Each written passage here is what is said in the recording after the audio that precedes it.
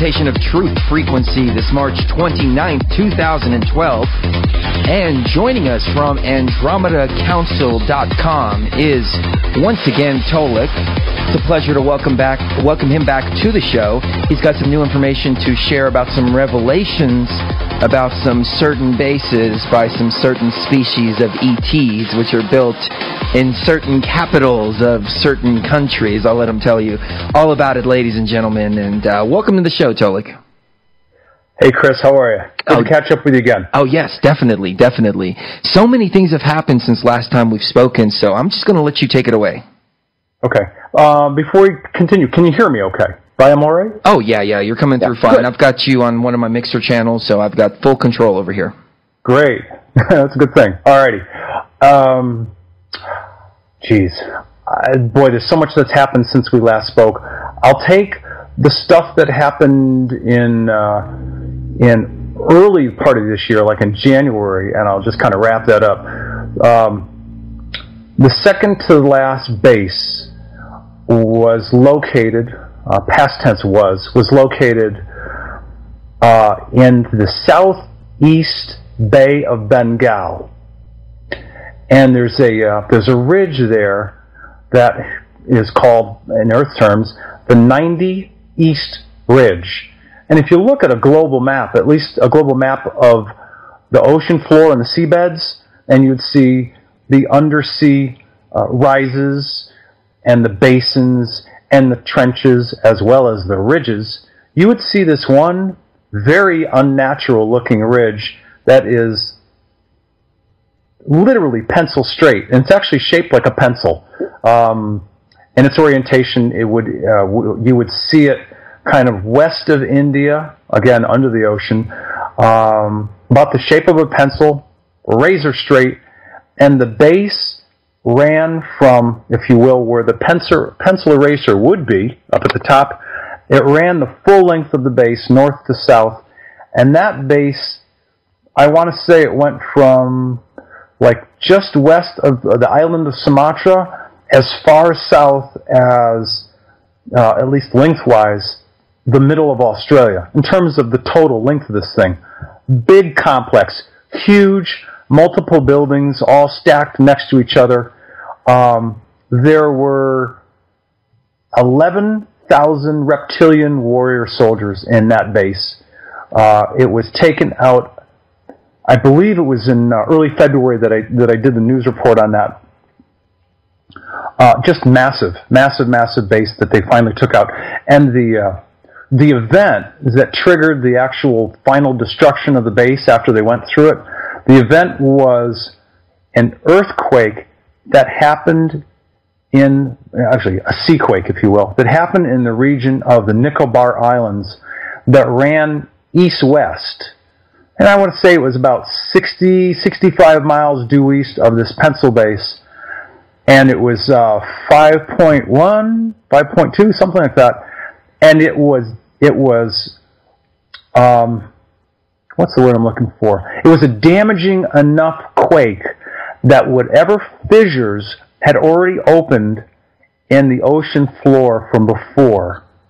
Because understand that underneath the ocean floor at that area, it looks a lot like Swiss cheese. Mm-hmm. When that quake hit, it ran from like 65 miles due east, ran underneath what would be the eraser end of the pencil, broke open the base, the pencil part dropped right off, all sorts of implosions and explosions, and of course, after getting whatever reptilian people out that were going to decided to leave because there were support families and understand that with bases like this, with reptilian bases, they not only have the warrior soldiers, but they also have their families. They have support staff, administrators, operations people, engineering people. I don't remember the exact number at this time, but thousands of them made the choice to go through a portal, a Stargate, to go out to the planet where the rest of their people are at the far edge of the universe. Once that happened, the people from Procyon followed up on the earthquake and just blew this thing to smithereens. Well, let's bring some of the listeners up to par who aren't quite familiar with the things that you talk about. Who's waging this war, and who's blowing up these bases? Oh, okay. There are 12 senior members of the Andromeda Council, which is an intergalactic, interdimensional, and interstellar governing body. The best way I can describe it is think of a high-level UN, but that has real teeth. And one of the ways that they use teeth is that when races of people like here on Earth have been so abused, so maligned, so manipulated for so many years, it gets to a point where, as a benevolent police force, they step in and they go, enough is enough. These people have been through enough. It's time for this reptilian, subversive operation on this planet to end. And that, combined with the fact that we on this planet are going through a period of time whereby from now through the end of 2013, we are getting bathed from many directions in a whole bunch of fourth dimensional vibratory energy. This planet is going through the transformational process, and the solar system is going through the transformational process of becoming a fourth dimensional solar system and a fourth dimensional planet. With that happening, and there were some other reasons, but with that happening, a decision was made on behalf of the people of Earth to intervene and get rid of the reptilians that have been occupying Earth in their underground and undersea bases all across the globe. In August of last year, they started by taking out a lattice network of bases in and around the Washington, D.C. area, underground, leading up to the hills of Virginia, all underground, destroyed. They took out bases in Arizona, Colorado, certainly the whole Dulce complex in New Mexico, gone, destroyed, empty. Anything that might have been underground in the U.S., all gone, all cleaned out and or destroyed. There were also underground bases around the globe, as well as other undersea bases around the globe. One was the Gulf of Aden in the Mideast. They took that one out. I think that was a 6.0 earthquake. And the next one they took out was an of China in the East China Sea. And for both of those instances, I'll repeat it to you again and the listeners. They provided me with the exact location ahead of time, typically like a week to a week and a half ahead of time, and said approximately within days when they were going to take out those bases. And certainly in the case of the base in the Gulf of Aden, exactly when and where they said it was going to be taken out, they did. The same thing, I want to say 2.5 to 3 weeks later, with the base in the East China Sea. They gave me the location, they told me where it was, they pointed me to a map, that's where they took it out. So those were the two most recent activities, and then the one in the Nicobar Islands, base of Bengal, Pencil base, again, a large undersea complex run by Draco and Hydra reptilians. That's the one that got taken out in, I want to say, the third week of February, if my memory serves me correctly. So that brings us up to date on bases. And to get back to answer your question, the primary race of people that are doing this as one of the senior council members of the Andromeda Council is the people of the Procyon star system. And because just in the past 12, 13 years, they had fought and earned their own freedom, defeating these same reptilians and their little gray buddies.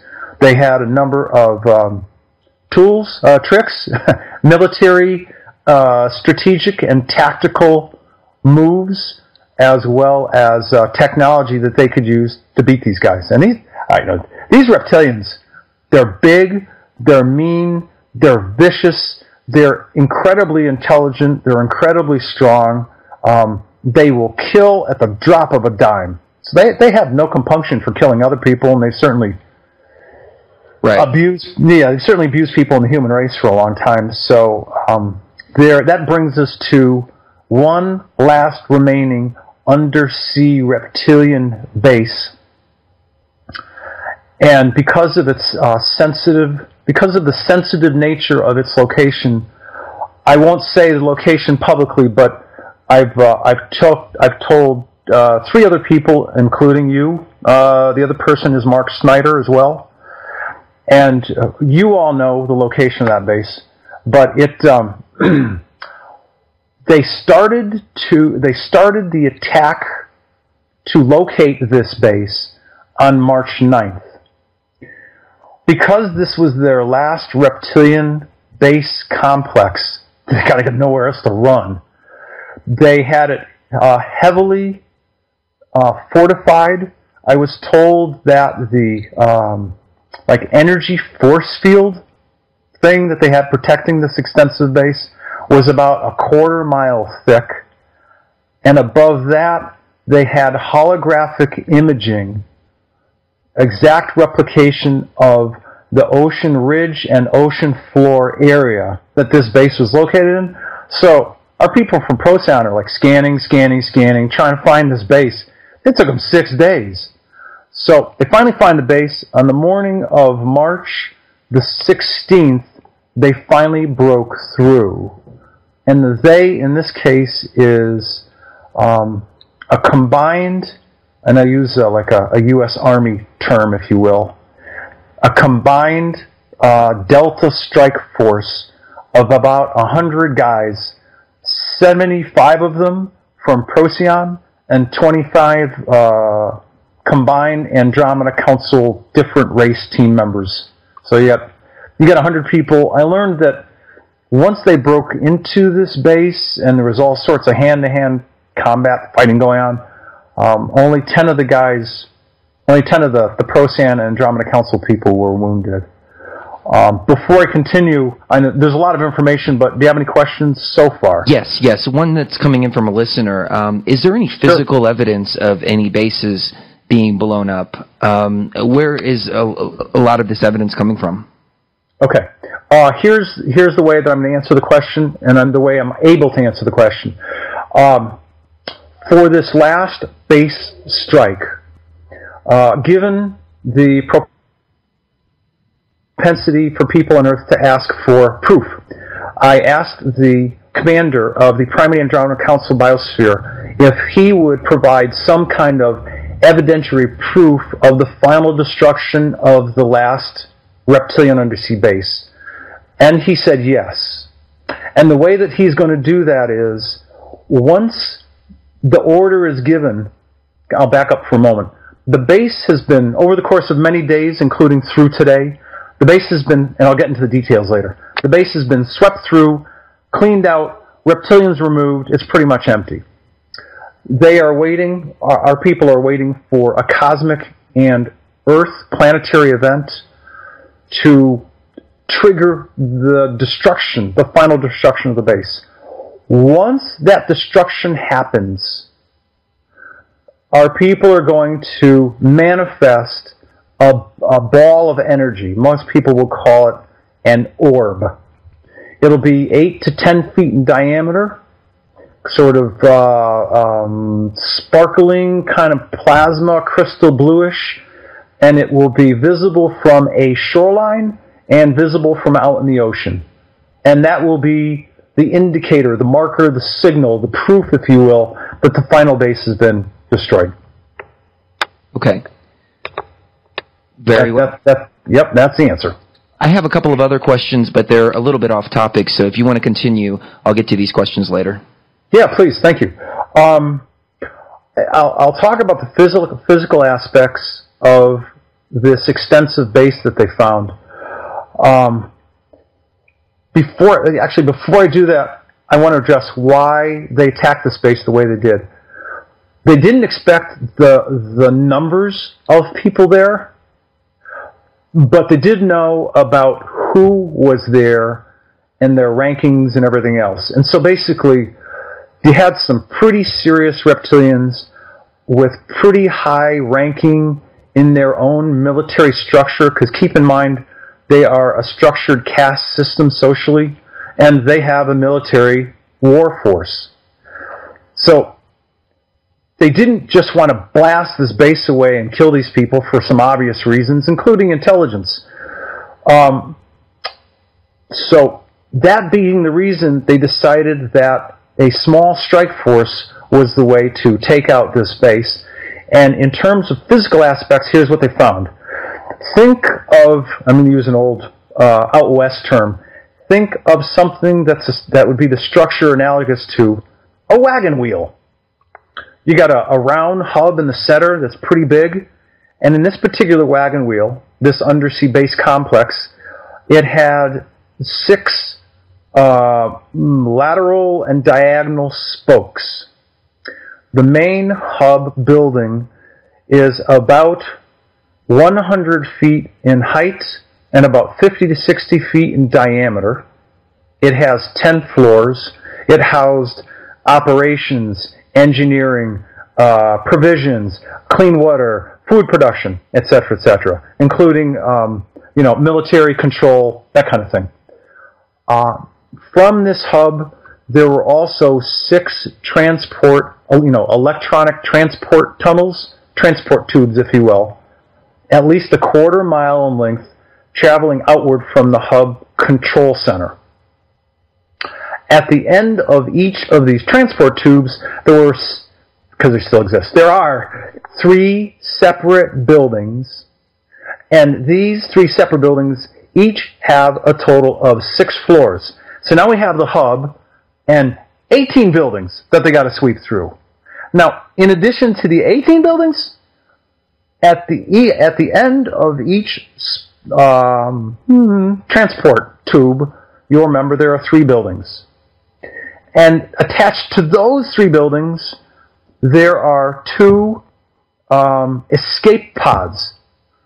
To give you a reference for size of the 3 buildings, the escape pods, each of those are 95 feet in diameter, 6 stories high, and can contain 100 people. And those things are self-containable. People can last about 6 months in those things. They have facilities, clean water, food, provisions, sleeping, all sorts of stuff. So if any of the reptilians needed to get out of Dodge pretty quick, they had those pods. So that when you look at this base in total, this base housed 10,000 reptilians, warrior soldiers mostly, and the escape pods alone could hold about 3,600 people if they were able to get out. Now let me go to the composition of the people that they found, and I will take I'll take this topic a little slower. They found quite a few reptilian warrior soldiers, far more than they even anticipated. There were, and I'm going to my notes here because there are a lot of numbers, there were approximately 2,000 reptilian warrior soldiers, all high-ranking officers in their Draco and Hydra reptilian combined military at this undersea base. By the way, the breakdown for people in charge, 80% Draco reptilian, about 20% Hydra, and the Hydra reptilians are the ones with the webbed feet and toes. So you've got 2,000 reptilian warrior soldiers, all high-ranking officers. Also, 5,000 support staff for this whole extensive base, and that includes their families. They also discovered 3,000 combined Cabal Illuminati top key officers and officials mid-level management, administrators, and lower-end soldiers. So 3,000, Cabal and Illuminati. 2,000 of these 3,000 were genetically blended and created reptilian-human hybrids. Now, just remember that we're talking about beings, we're talking about people that are created from old, saved, organic reptilian DNA and whatever fresh human DNA that they get. They put it in the petri dish, they mix it up, they're in a lab, and they grow these beings. And as soon as they come to, a full human form, which would pretty much look like an old teenager or somebody, like 19 or 20, they then bring them out of growth stasis. They hook them up and they download information so they can be functioning people, functioning beings. Now, these reptilian human hybrids, they're not reptilian earth humans. They are reptilian humans, and there's a difference, as you'll understand. So you've got a being that has been genetically created, which has had information, knowledge, technology downloaded into it, but it has no spirit or soul essence that we would understand it. That can change if it has a higher percentage of human genes, but that's a whole other conversation altogether. Right. So I won't get into that nuance later. Of the top reptilian military officers, the people from Procyon captured what we would consider to be a 5-star general and a 2-star general. Of the Cabal Illuminati reptilian hybrid officials, at least of the reptilian ilk, if you will, and the ones that are reptilian human blended, 50 of them were 50 of them were the top 50 key Cabal Illuminati officials, running everything as dictated, if you will, to the human powers that be and or human reptilian that we don't know about, that are running everyday Earth at the highest levels, at the highest malevolent levels of power. So here we go again. Of the 50 reptilian officers captured, of the many captured, 50 were top key Cabal Illuminati reptilian human hybrid officials. In addition, they also captured 100 key Cabal Illuminati reptilian hybrid administrators.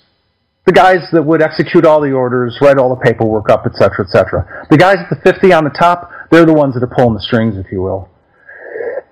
The sum total of all of the reptilians captured, including these hybrids, amounted to about 2,000 of them. They've been transported up to the primary Andromeda Council biosphere and others, to spread the risk. And they are in high security holding cells awaiting Universal Court War Crimes Tribunal to be tried. And here's where the differentiation between Earth human and reptilian human hybrid is important. These people are not humans. They're not Earth human citizens. They're human reptilian hybrids. They may look human, but you would see sometimes slightly pointed ears. You would also see vertical slits for the eyes. You would also see very different, is it the iris? Eye color. You'd see a lot of green and off-color iris eye colors. So again, these are reptilian human DNA hybrids and not Earth humans. So roughly 2,000 of these were transported to the biospheres. They're going to be tried for war crimes against Earth humanity. And I am now waiting for the word from the top, from the commander of the primary Andromeda Council biosphere, about the actual destruction of the base. You've got 2,000 people on the biospheres that are all top reptilian officers or Cabal Illuminati officials, 2,000 of them to be tried. 8,000 of their people, mostly the support staff and the families, they chose to go through a Stargate, a portal, just like the other 2 or 3 times and more, so that they could live out their lives in safety on a different planet in the far outer reaches of the universe. There's a lot more detail. What started as a 3-page report is now 9 pages. And quite honestly, the end of the report will be, this is the action that was taken, this is what happened on a planetary basis or cosmically that was the triggering event for the destruction of the base. I'm waiting for that notice within days. Maybe 2 days, maybe 3, but it's going to happen pretty soon. And so we can expect an earthquake around this area? Good. That's a good way to say it, yes. Okay. And I know what area it is, ladies and gentlemen, so when that happens, I will reveal if Tolec was correct or not. Okay. Yes. Fair enough. And I have a couple of questions from listeners. Unless you have a little bit more on the topic that you want to get into. No, I know there are the nuances of this topic. You know what? There's actually something else that's worth revealing. And when we talked earlier, I didn't get into it, and quite honestly, I simply forgot because we were covering a lot of material. But it's important to reveal this. When they were going through the base, I've already outlined the breakdown of the 10,000 plus reptilians. They also found 1,000 Earth humans of various ages. Some of those people have been there half their lives. Many of those people were implanted. Almost all of them have been tortured and abused, and they've been there as worker slaves to this reptilian humid. Sorry, I've been doing this a while. They've been there as worker slaves for this combined reptilian human hybrid operational base. And the 1,000 Earth humans, many of them would be considered people that could be known as missing people, missing children, people that just disappeared off the face of the earth for years and not known where they've gone. These people have been abused is the only word that I can think of. They've been so psychologically traumatized, maligned, controlled, abused, that they've been first transported to the 6 Andromeda Council hospital, healthcare biospheres, so that they can be healed. Sound therapy, light therapy, energetic therapy, emotional and psychiatric counseling, whatever it takes. And of course, also anything that's wrong with these people physically will be addressed. Whatever it takes for these people to regain normalcy in their lives will be done to help them. And for those people who have families on Earth and want to rejoin their families, they go rejoin their families. There will be an option offered for them to stay on the biosphere, any of the biospheres, if they want to, and choose civilian lives out in space. To use a phrase, the sky's the limit in terms of the options that will be available to these people once they've gotten through the healing process. Azar, the chief medical officer of all the biospheres, has said people can expect it's going to take at minimum a month and a half to 2 months for these people to come through the healing process based on the technologies they're using. Now you can imagine what it would be like for these people if they were just released back into society. It's the equivalent of any if you will, hardcore or any really serious post-traumatic stress of any description. These people have been through it.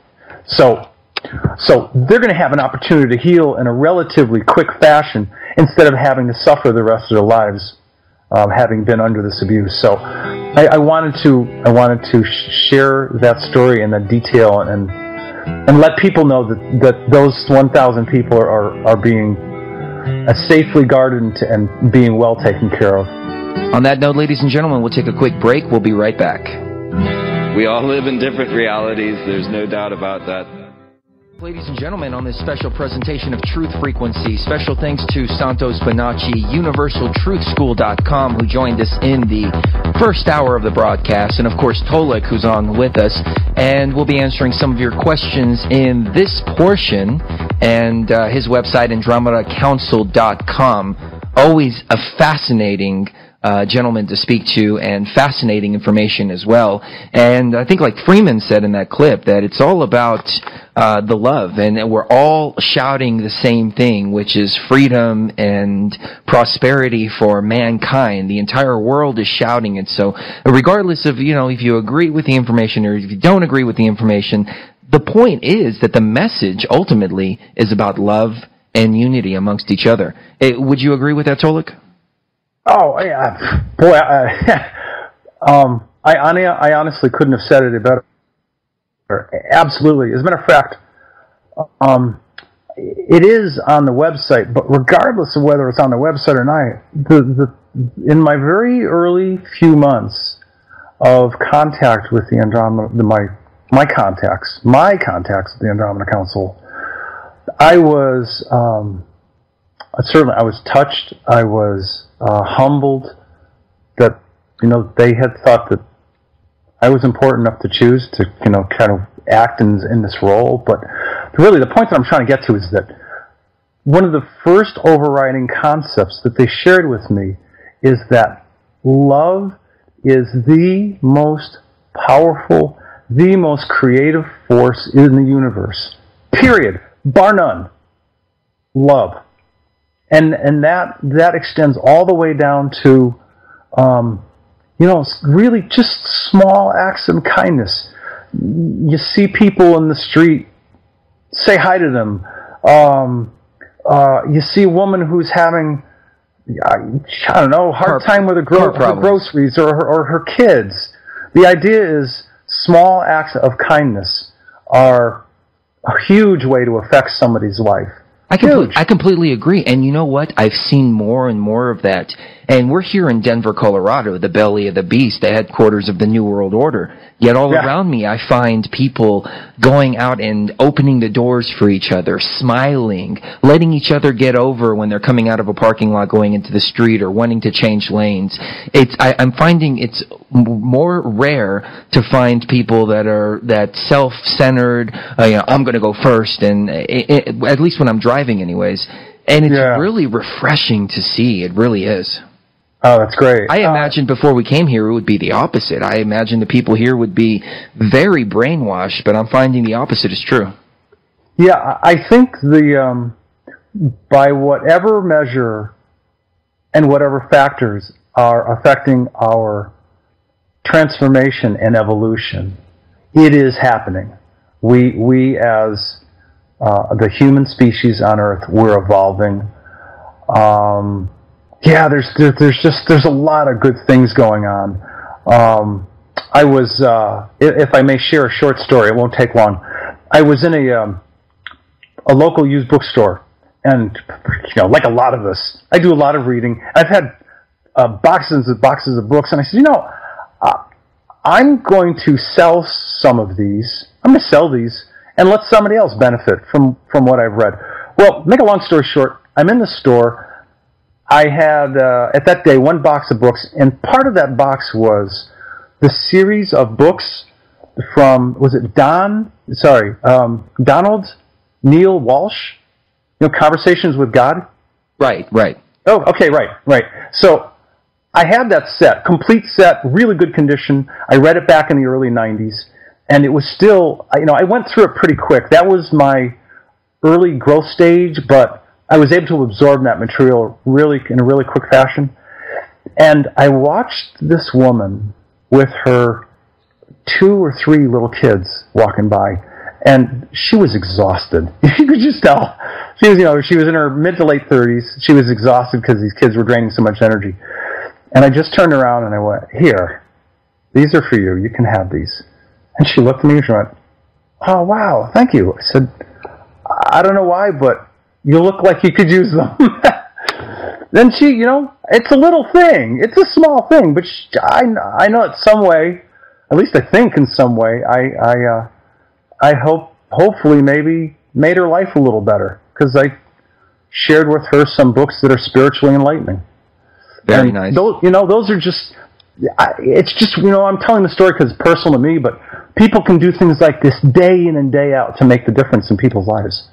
No, I completely agree. Things, I've been meeting a lot of really good people lately. One of the people that I met recently that I talked about in the beginning of the show is a client who is a devout Christian.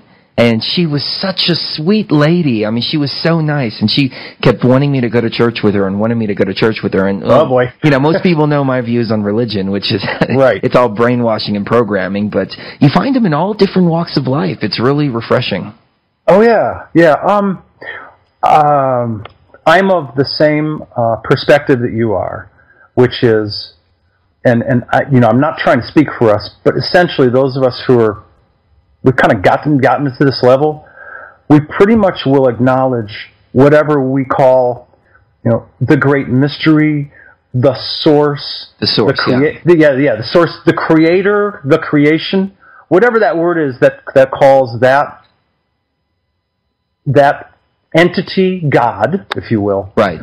My personal feeling is as long as people are finding a way to bring the sweetness of that God energy into their lives and to affect them, and then of course to ripple out and affect others, then they're doing great. And then in fact, I was here doing some work the other day, just like 3 days ago, and a woman, middle-aged woman, knocked on my door, and I'm way out in the desert. I'm like, somebody's knocking on my door, and it was a Jehovah's Witness person. Oh wow, they came a long way. Yeah, she came a long way. I mean, I'm like 24 miles out, easy, and she had an invitation to an Easter event, to celebrate Christ coming off the cross, kind of thing. And I was very gracious to her, and very kind to her, and I thanked her very much, and she went on her way. I didn't repel her, I didn't push her off, I wasn't nasty to her, I didn't give her all sorts of excuses. I just thanked her, and off she went. And I think in some small way I made her day, because I'm out here out in the middle of the desert. But it's okay, it's all right, because there's a path for everybody. There's a path for everybody. And however they get there, as long as they're getting there, it's great. Absolutely. Let me go to a few questions from the listeners. Sure. First one is, do the people of the biosphere adopt any of Earth's love of food, recreation activities, any earthly behaviors that they've adopted? Yes. I haven't talked about this in a long time, but it's a fun subject, so I'll go there. Back in, I want to say late October, November, I was having a long conversation with Tonka, who is the ambassador from Dakota the ambassador from Dakota to the Andromeda Council, who is also their spiritual elder, their spiritual sage. He's kind of like what you and I would think of as Bob Dean, sort of like the really well-respected elder statesman. Okay? So, I'm having this conversation with Tonka, their spiritual sage, and we're talking about the kinds of foods that they eat, and I've said, have you guys ever heard of pizza? He's like, pizza? No. So I described pizza, and I brought up a website of one of my most favorite pizza places from back in the Northeast, next to really close to New York City. And there are like 3 or 4 really good, famous, old-school Italian pizzerias there. So I showed them this thing called a pizza. And I said, now, I know that you guys, in the 4th dimension, I know that you eat food and primarily it's vegetables and it's primarily fruit with some energy, kind of, what's the word? With some protein, some high protein in this 4th dimensional fruit that you eat, but you might enjoy pizza, and I know that you're probably going to make it the way that you make it, but this is what it is, and the fun part is you get to eat it with your hands. So I call it the website. He's looking at it. He sees the people sitting around and smiling and eating this pizza. And so I come back like a week later, and we're talking again, and they already had a pub going, where there's this restaurant where people go, where the people who work on the Andromeda Council Biosphere will go to relax. And I introduced the concept of dartboards and pool tables, so they fabricated them and installed them up in the pub. And here's the reason for the story. I came back and I said, so what do you think? Are people enjoying pizza? He's like, yeah. I said, oh, they're having a good time. They love it. I've even created some specials, but we're having a hard time. I said, well, how come? He goes, well, we're picking it up and it's all over the place. And I went, uh-oh. I forgot. Yeah. Right. I forgot to tell him you got to cut it. There you go. It's funny you mentioned pizza, because I was talking to Sheree the other day, and I was like, what am I going to miss about this world when I go? I'm going to miss wheat for sure. I love it. I love the smell of it. I love the taste of it. I'm going to miss pizza. Pizza was one that came up. There's just something about pizza. Yeah, no, I agree with you. They're making pizza on the Biosphere, but I'm like, what do you mean you're having a hard time? He goes, well, we keep picking it up, and we don't know how to eat it. I'm like, oh shit, I forgot to tell him you got to cut the thing. Well, in Italy they eat it with a fork and knife. Right. Well, yeah. Old school pizza pie. Yes. Sure. Yeah. Sure. Yeah. So I found the website. I clicked on another page. It said, see these slices? You cut them in triangular pieces. You're like, now you tell me. I can imagine them sitting around the table, and this fresh pizzas come out of their oven with their own versions of sauce and cheese and vegetables and whatever else, and they're all staring at it like, now what do we do? Yeah, so, exactly. Yeah, they now have pool tables, otherwise known as billiards. They have dartboards, and they have a pizzeria in the pub. Nice. So yes, we are. I am officially contaminating the 4th dimension. No lie. Any information on Tacoma? Yes. Tacoma, the brown dwarf, and its accompanying planet Nibiru, which is essentially the planet that is the predominant ancestor for the people from India, and its moon. They are docked. They're docked on the backside of Jupiter, safely, quietly, among Jupiter's 64, 65 moons. So they're not going to stick out. And the when is, because I know that question's coming. The when is, they will be taken by, I'm going to borrow a sci-fi term here, they will be taken by a tractor beams, plural, and migrated through this solar system safely to their new point of, to their new location, very close to Venus. And that will be their new home. And they'll do it when it's safe. And when it's safe means there are a whole bunch of events that are about to happen on this planet that will continue that will continue to happen because we're on this cycle of Earth changes. And they're probably going to pick a point in time when things have gotten quiet. That's what my intuition tells me. But are they going to move them through Earth space? Yes. Will they go into orbit near Venus? Yes. Will it cause problems here? Not really. We may feel a little bit of rumbling, may feel a little wind blowing, but no real problem. No problem at all going by us. Okay. Because again, keep in mind it's going to be oriented in orbit very close, relatively speaking, very close to Venus. Not close to us. So that's the story on Tacoma and Nihohia. It's a little planet. Here's another great question. In regards to 2014 transformation, will there be an instant global event on 2014, or will there be patches of humans and other races transforming over time? Okay. I wanted to absorb the question as you were saying it. I honestly think it's a two-part, maybe three-part question. Here we go. Chris, as I'm sure you're aware, there are people all across planet Earth today who are at some level of awakening or awareness, illumination, emotional and or spiritual growth. I was talking to Jim Nichols the other day, and we created sort of this this segmentation chart. It's like there are three groups of people: the C group, the B group, and the A group. At the bottom is the C group, and they're the ones that they are working full time, sometimes two jobs. They have, for guys, they have a wife, they have kids, they have a mortgage, they have car payments, they have credit card bills, they go to church on Sunday. That's their life. There's some older versions of those people, guys that are older than us. Their kids are about to go into college. They got that payment coming up. That's their life. That's their life. They don't know anything outside of that life. That's the C group. It's likely that you or I or anybody else are going to have any cause and effect on that C group.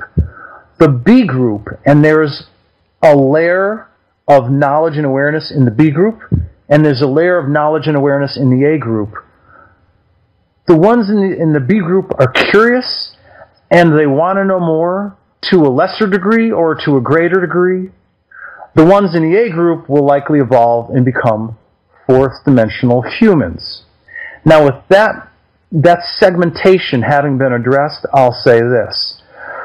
The ones in the C group, it's likely that they won't be evolving and become fourth-dimensional people simply because as three-dimensional humans today, they're not ready. They need more seasoning. Their spirits and their souls need more seasoning as three-dimensional people. If you think of our galaxy as a pinwheel with the central core sun in the center and our solar system on a spiral arm like around 7 o'clock, there is another spiral arm up at around between 9 and 10 o'clock, which has a virgin Earth-like planet. For any third-dimensional human that doesn't want to be on Earth, when Earth becomes a fourth-dimensional planet, they are welcome to go to that third-dimensional planet. They'll receive free boarding. They'll go either coach or first class, however they want to.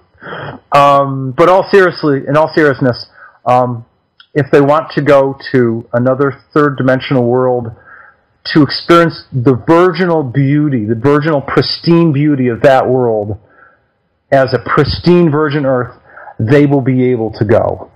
The only ground rules for that trip will be y'all can't pollute and contaminate this planet. And, we're not accusing you people who are taking this trip, but we're telling you globally, y'all can't abuse and contaminate and pollute this planet the way that Earth was. Right. It's a virgin planet. It's got to stay that way. In terms of protocols and parameters, that's as much as I've heard so far about what they've said. We're drawing the line in the sand regarding this other third-dimensional virgin world.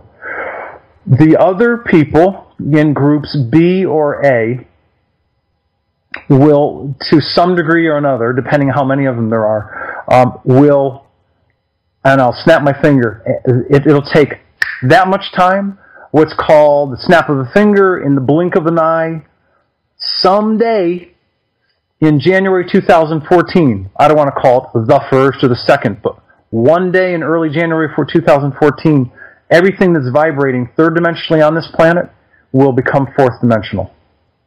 That's when the switch will happen. If you really walk into a room and throw a light switch, That's what the switch will be like, to go from third to fourth. People will see creatures and beings they've never seen before. Why? Not so much because they're there, but because before, when we were three-dimensional, we couldn't see them.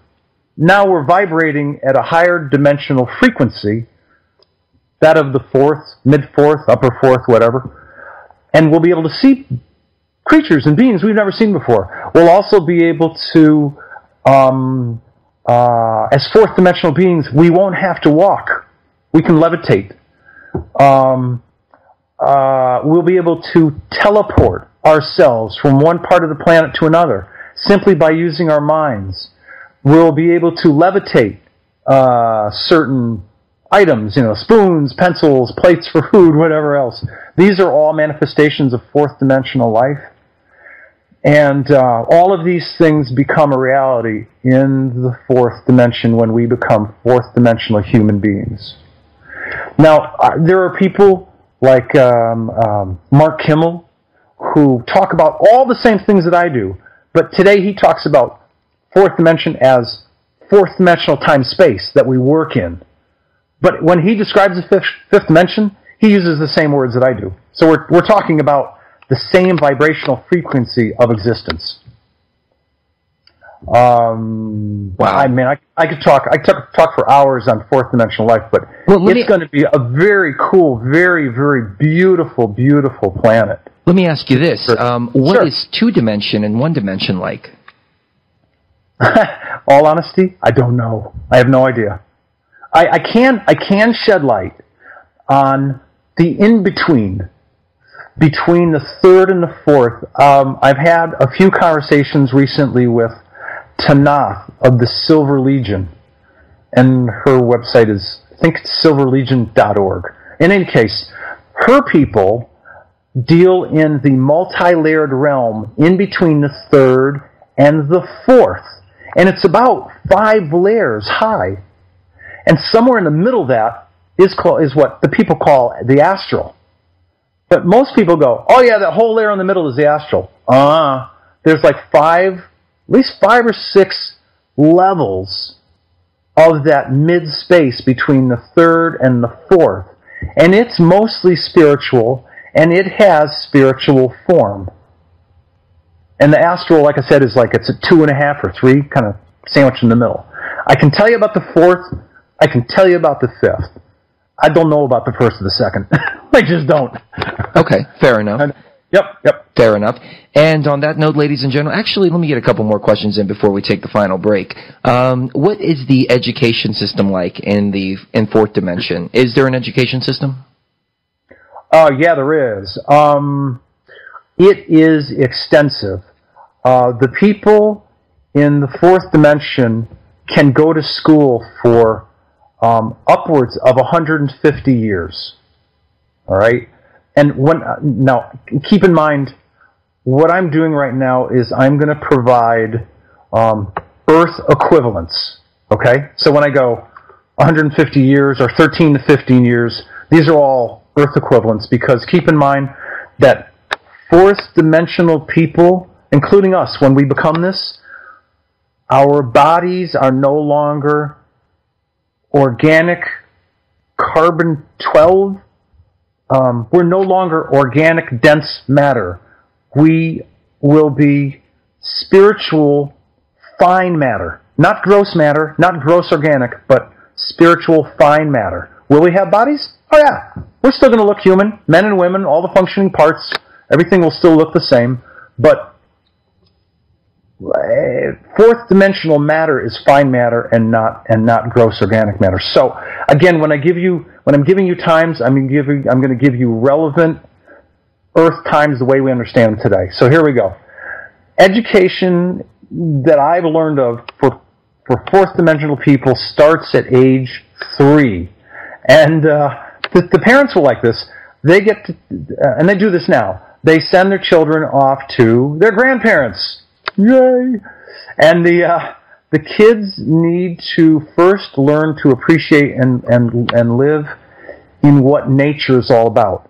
The birds, the bunny rabbits, the bees, deer, whatever creatures, insects, bugs are out in nature, the beauty and the energy of a calm pond or a lake or an ocean or the sound of wind going through trees. That period, that preschool period in a child's life, is all about coming to be in touch with nature. After that, they start formal training of their mental abilities. Now keep in mind, we'll all be born telepathic at birth. And telepathic means, Chris, as an example, instead of me using my mouth to communicate with you and you hearing me through your ears, I close my mouth and I think my thought. And my thought travels from my brain to yours. Right. And your mind or your brain hears me. So that's telepathy. And children get to refine their telepathic abilities. They'll be taught to learn the language of symbols. They'll have a variety of language training in terms of spoken language as well. They'll get history, geography, biology, astronomy. For the kids that are more math and science oriented, they'll get star mapping, cartography, mathematics, engineering, astrophysics. And for those kids that are definitely much more oriented toward like people who grow up to be doctors and medics, for the ones that are healers, there's specific school for healing. And then now, in this case, we're talking about healing that's done through the manipulation of energy, of light, of sound, of vibration. Okay? So far, right now, we're talking about all primary school education. Kids that are born, that are more artistically, creatively oriented, they can choose to go to a school that's focused on, and fine art is it's a little different because instead of using paint, they actually use energy. They use color that they create, and like little energy crystals will simply flow out of their fingers. So what they'll do is they'll draw and create in free space right in front of them. They don't use paint, they use energy. So far, we're looking at about an average of 50 years of combined grammar school, primary school and high school. And for those people that are in different specialties and know where they want to go, 50 years of typical college, university. For the people that are doing really highly specialized work, like at a master's or doctorate level, as an example, the commander of the Primary Andromeda Council Biosphere, he's a commander because he's already been a captain and has led a number of other divisions of Scoutcraft. So now he's commander of a biosphere. He's going to go between another 50 and 100 years of formal education at the doctorate level. So, for example, his education, he's got 300 years of what we would consider to be Earth education. But, keep in mind, he's about, I want to say 1,700 years old right now, and he physically looks like he's 34 or 35 years old. Wow. Yeah. So that's the, I can say that again and break it down in pieces, but that's the totality of education. Roughly from a minimum of, a bare bones a minimum of 50 years for grammar school and high school, and 50 years for university for everybody. Anybody that wants to go beyond that, they're welcome to. It's all paid for.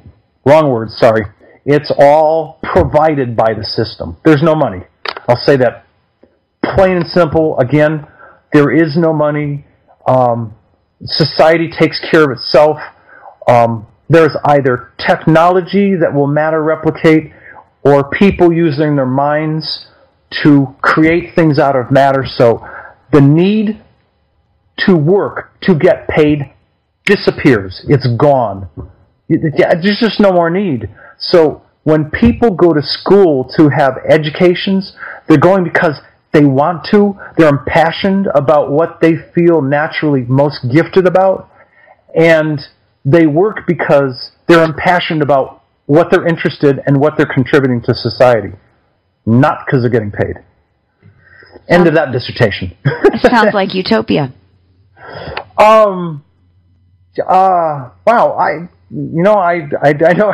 I honestly don't have any way to comment on that, but I know that given everything that they've told me about, it's a really cool way to live, to be able to pursue what your heart and what your intuition is most naturally drawn toward, and go do it. And if you stumble and you go, I really don't feel like I should be here. I should be doing something else. Hi, Sheree, by the way. I can turn and go to school and do something else. Society is there to support each other. And our own abilities are natural and strong enough that we can create the things that we need. So there's no more higher authority or reptilian instituted money system. The world of people in the fourth dimension of all spacefaring societies that I've heard of is all about, at least the ones that cooperate together, it's all about synergy, cooperation, trade, intercultural, intersocietal exchange. That's what their world is all about. Very well said. Let me ask you this, Tolec, because we've got to take a break here really quick. Yes. But are the reptilians in the third dimension or fourth dimension? The answer is yes, times 2, and that is it's at least a 10 to 12 minute answer. So I'm happy to answer it, but if we can do it when we come back, I'll answer it at length. Absolutely. And ladies and gentlemen, once again, we are speaking with Tolec, and the website is universaltruthschool.com is Santo Bonacci's website, who joined us in the first hour, and DramataCouncil.com is Tolec's website. And we will take a quick break. Don't forget to tune in this Saturday, too. We've got a great show lined up for you.